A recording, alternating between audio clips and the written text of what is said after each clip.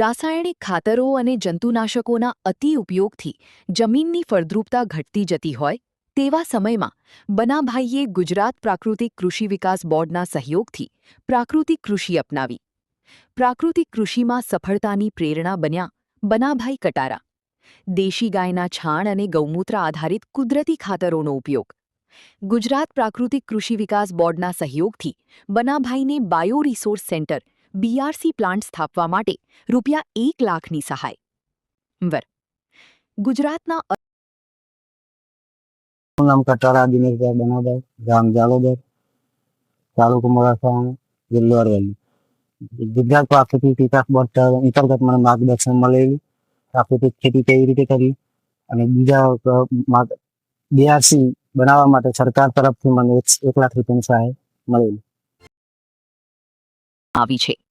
પ્રાકૃતિક કૃષિમાં વિવિધ પ્રકારના ખાતરો તૈયાર કરવામાં આવી છે, જેમ કે જીવામૃત, ઘન જીવામૃત, બ્રહ્માસ્ત્ર, દશપર્ણી અર્ક, નીમાસ્ત્ર અને લીમડાની પેસ્ટ જેવા કુદરતી દ્રાવણો.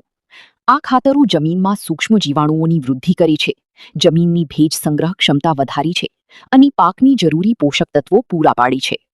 આ પદ્ધતિથી રાસાયણિક ખાતરોનો ખર્ચ બચે છે અને જમીનની કુદરતી ફળદ્રુપતા. પ્રાકૃતિક ખેતી અંતર્ગત કઈ રીતે પ્રાકૃતિક ખેતી કરી એ રીતે હું જીવામૃત કેવી રીતે બનાવવું, ધન જીવામૃત કેવું. કૃષિને પ્રોત્સાહન આપવા માટે અનેક યોજનાઓ અમલમાં મૂકી રહી છે.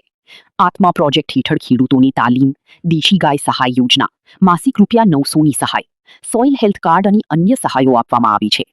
આ યોજનાઓથી ખેડૂતો રાસાયણિક ખેતી છોડીને પ્રાકૃતિક કૃષિ તરફ વળી રહ્યા છે, જેનાથી જમીનનું સ્વાસ્થ્ય સુધરી છે, પાણીનો વપરાશ ઘટી છે અને આરોગ્યપ્રદ પાકનું ઉત્પાદન વધી છે. પ્રાકૃતિક કૃષિ પર્યાવરણને બચાવે છે અને સાથે ખેડૂતોની આર્થિક સમૃદ્ધિ પણ વધારી છે.